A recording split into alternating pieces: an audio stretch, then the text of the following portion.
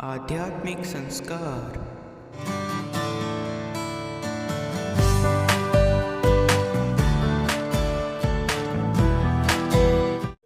About Almighty Krishna's Bani. Who is watching everyone? आध्यात्मिक संस्कार, आध्यात्म के ओर कदम। गीता ज्ञान। श्रीमद् भगवद गीता के 11वें अध्याय का महात्म्य। श्री महादेव जी कहते हैं, प्रिय, गीता के वर्णन से संबंध रखने वाली कथा एवं विश्वरूप अध्याय के पावन महात्म्य को श्रवण करें। विशाल नेत्र वाली पार्वती। इस अध्याय के महात्मा का पूरा वर्णन नहीं किया जा सकता।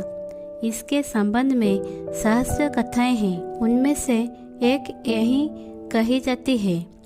प्रणीता नदी के तट पर मेघंकर नाम से विख्यात एक बहुत बड़ा नगर है।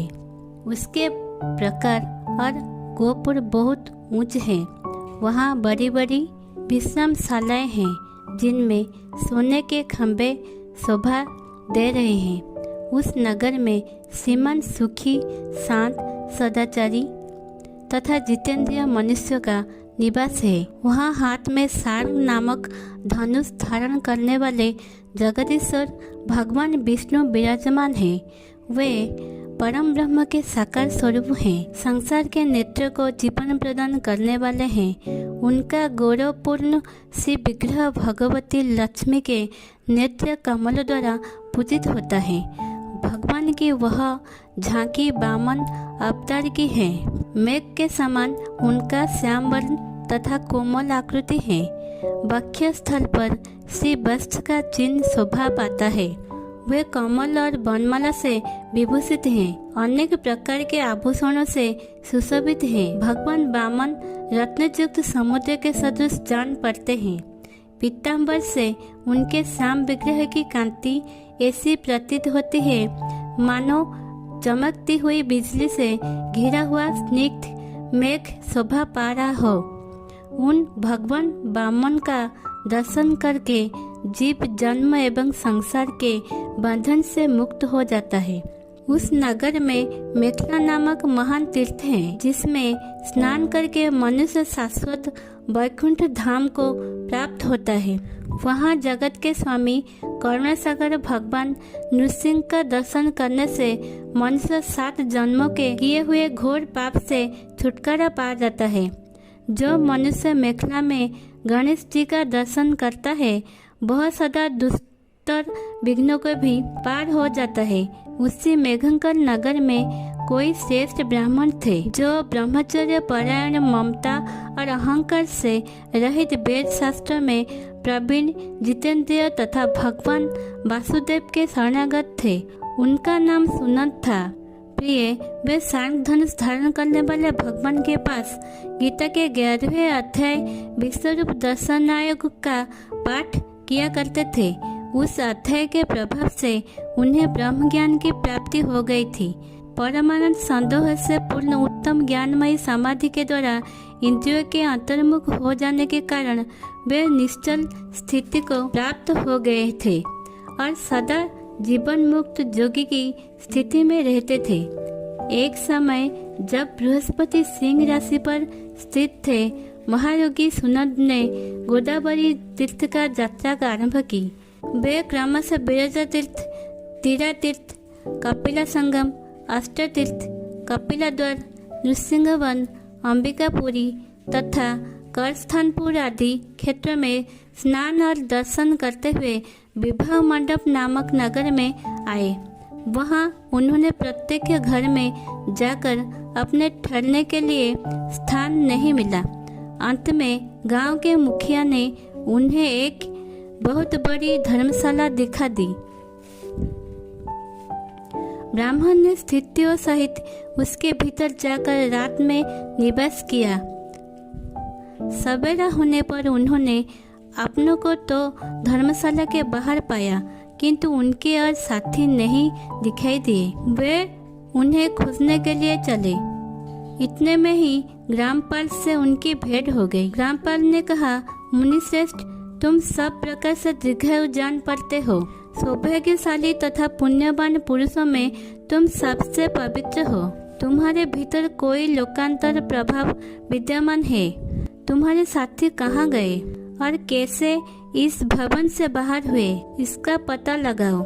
मैं तुम्हारे सामने इतना ही कहता हूँ कि तुम्हारे जैसा तपस्वी मुझे दूसरा कोई नहीं दिखाई देता। विप्रवर, तुम्हें किस महत् मंत्र का ज्ञान है, किस विद्या का आश्रय लेते हो तथा किस देवता की दया से तुम्हें अलौकिक शक्ति आ गई है। भगवान, कृपा करके इस गांव में रहो, मैं तुम्हारी सब सेवा शुश्रूषा करूंगा। यह कहकर ग्रामपाल ने मुनीश्वर सुनत को अपने गांव में ठहर लिया। वह दिन रात बड़ी भक्ति से उनकी सेवा टहल करने लगा। जब 7-8 दिन बीत गए तब एक दिन प्रातःकाल आकर वह बहुत दुखी हो महात्मा के सामने रोने लगा और बोला, हाय, आज रात में राक्षस ने मुझे भाग्यहीन के बेटे को चबा लिया है। मेरा पुत्र बड़ा ही गुणवान और भक्तिमान था। ग्रामपाल के इस प्रकार कहने पर जोगी सुनंद ने पूछा, कहाँ है वह राक्षस और किस प्रकार उसने तुम्हारे पुत्र का भक्षण किया है। ग्रामपाल बोला, ब्राह्मण, इस नगर में एक बड़ा भयंकर नरभक्षी राक्षस रहता है। वह प्रतिदिन आकर इस नगर के मनुष्य को खा लिया करता था। तब एक दिन समस्त नगर वासियों ने मिलकर उससे प्रार्थना की, राक्षस, तुम सब लोगों की रक्षा करो, हम तुम्हारे लिए भोजन की व्यवस्था किए देते हैं। यहाँ बाहर के जो पथिक रातों में आकर नींद लेने लगे उनको खा जाना। इस प्रकार नागरिक मनुष्य ने गांव के मुख्य द्वारा इस धर्मशाला में भेजे हुए पथिकों को ही राक्षस का आहार निश्चित किया। अपने प्राणों की रक्षा के लिए ही उन्हें ऐसा करना पड़ा। तुम भी अन्य राहगीरों के साथ इस घर में आकर सोए थे, किंतु राक्षस ने उन सबको तो खा लिया, केवल तुम्हें छोड़ दिया है। द्विजतम, तुमसे ऐसा क्या प्रभाव है, इस बात को तुम ही जानते हो। इस समय मेरे पुत्र का एक मित्र आया था, किंतु मैं उसे पहचान ना सका। वह मेरे पुत्र को बहुत ही प्रिय था, किंतु अन्य राहगीरों के साथ उसे भी मैंने उसी धर्मशाला में भेज दिया।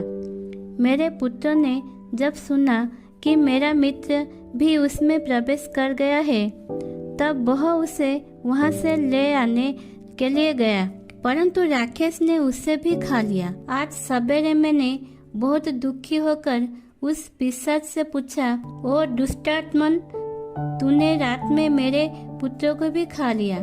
तुम्हारे पेट में पड़ा हुआ मेरा पुत्र जिससे जीवित हो सके, ऐसा कोई उपाय यदि हो तो बता। राक्षस ने कहा, ग्रामपाल, धर्मशाला के भीतर घुसे हुए तुम्हारे पुत्र के न जानने के कारण मैंने भक्षण किया है। अन्य पथिकों के साथ तुम्हारा पुत्र भी अनजान में ही मेरा ग्रास बन गया है। वह मेरे उदर में जिस प्रकार जीवित और रक्षित रह सकता है, वह उपाय स्वयं विधाता ने ही कर दिया है। जो ब्राह्मण सदा गीता के 11 अध्याय का पाठ करता हो, उसके प्रभाव से मेरी मुक्ति होगी और मेरे हुओं को पुनर्जीवन प्राप्त होगा।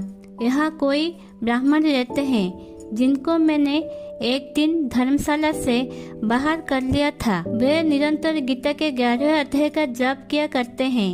इस अध्याय के मंत्र से 7 बार अभिमंत्रित करके यदि वे मेरे ऊपर जल का छींटा दे तो निसंदेह मेरा साप से उद्धार हो जाएगा। इस प्रकार उस राक्षस का संदेश पाकर मैं तुम्हारे निकट आया हूँ।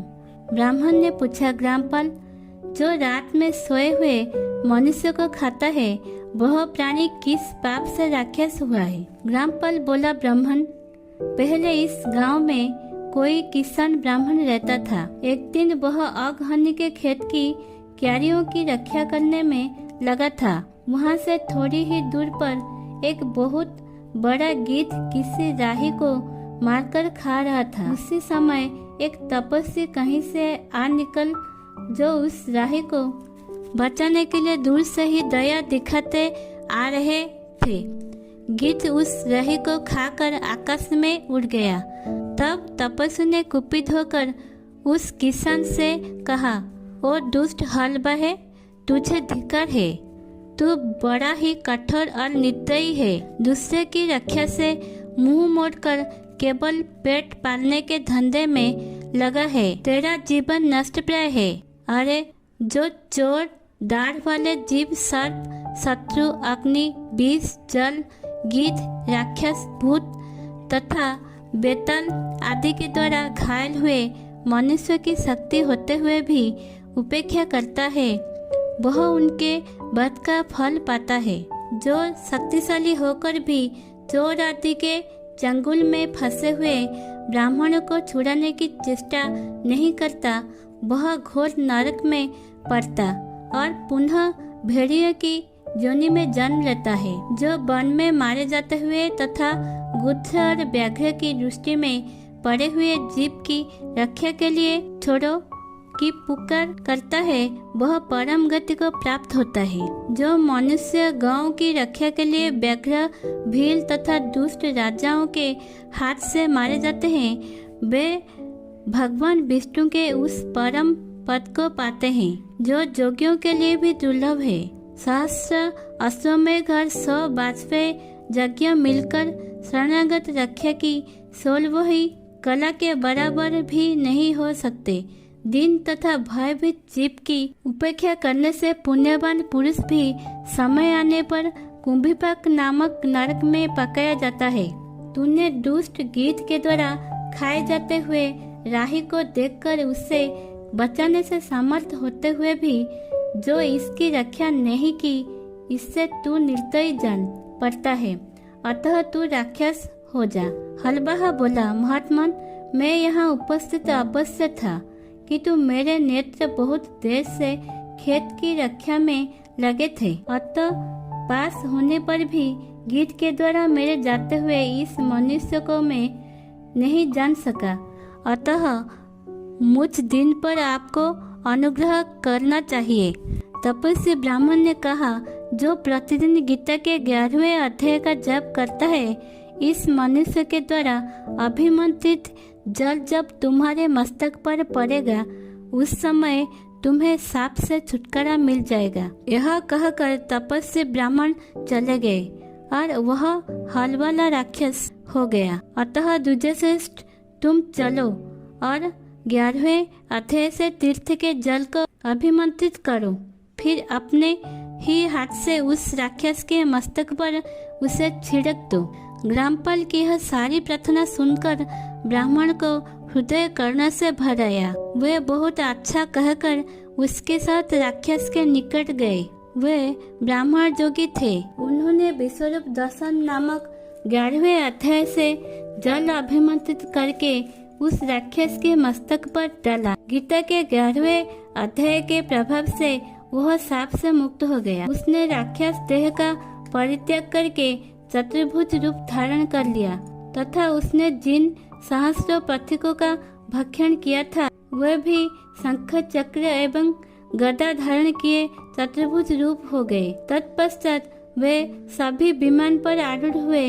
इतने में ही ग्रामपाल ने राक्षस से कहा, निशाचर, मेरा पुत्र कौन है, उसे दिखाओ।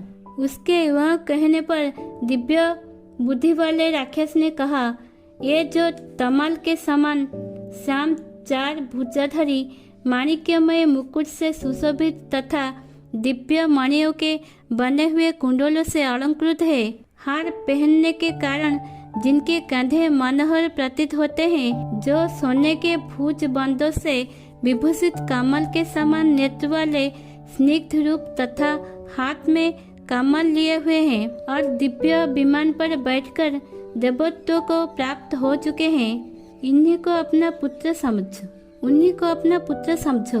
यह सुनकर ग्रामपाल ने उसी रूप में अपने पुत्र को देखा और उसे अपने घर ले जाना चाहा। यह देखकर उसका पुत्र हंस पड़ा और इस प्रकार कहने लगा। पुत्र बोला, ग्रामपाल, कई बार तुम भी मेरे पुत्र हो चुके हो। पहले मैं तुम्हारा पुत्र था, किंतु अब देवता हो गया हूँ। इन ब्राह्मण देवता के प्रसाद से वैकुंठ धाम को जाऊंगा। देखो यह निशाचर भी चतुर्भुज रूप को प्राप्त हो गया। 11वें अध्याय के महात्म्य से यह सब लोगों के साथ श्री विष्णु धाम को जा रहा है। अतः तुम भी इन ब्राह्मण देव से गीता के 11वें अध्याय का अध्ययन करो और निरंतर उसका जप करते रहो। इसमें संदेह नहीं कि तुम्हारे भी ऐसी उत्तम गति होगी। ततः मनुष्य के लिए साधु पुरुषों का संग सर्वथा दुर्लभ है, वह भी इस समय तुम्हें प्राप्त है। अतः अपना अभीष्ट सिद्ध करो। धन, भोग, दान, यज्ञ, तपस्या और पूर्व कर्म से क्या लेना है। विश्व रूपाध्याय के पाठ से ही परम कल्याण की प्राप्ति हो जाती है। पूर्णानंद संदेह स्वरूप श्री कृष्ण नामक ब्रह्म के मुख से कुरुक्षेत्र में अपने मित्र अर्जुन के प्रति जो अमृतमय उपदेश निकला था, वही श्री विष्णु का परम तात्विक रूप है। तुम उसी का चिंतन करो। वह मोक्ष के लिए प्रसिद्ध रसायन है। संसार भय से डरे हुए मनुष्य की आधी व्याधि के विनाशक तथा अनेक जन्म के दुखों का नाश करने वाला है। मैं उसके सिवा दूसरे किसी साधन को ऐसा नहीं देखता, अतः उसी का अभ्यास करो। श्री महादेव जी कहते हैं, यह कहकर वह सबको साथ श्री विष्णु के परम धाम को चला गया। तब ग्रामपाल ने ब्राह्मण के मुख से उस अध्याय को पढ़ा। फिर वे दोनों ही उसके महात्म्य से विष्णु धाम को चले गए। पार्वती, इस प्रकार तुम्हें 11वें अध्याय का महात्म्य कथा सुनाई है। इसके श्रवण मात्र से महान पर्वतों का नाश हो जाता है। ऐसे ही नए वीडियो जानने के लिए हमारे साथ जुड़े रहने के लिए सब्सक्राइब कीजिए हमारे चैनल आध्यात्मिक संस्कार को। और अगर वीडियो बहुत अच्छा लगा है तो लाइक कीजिए हमारे चैनल को।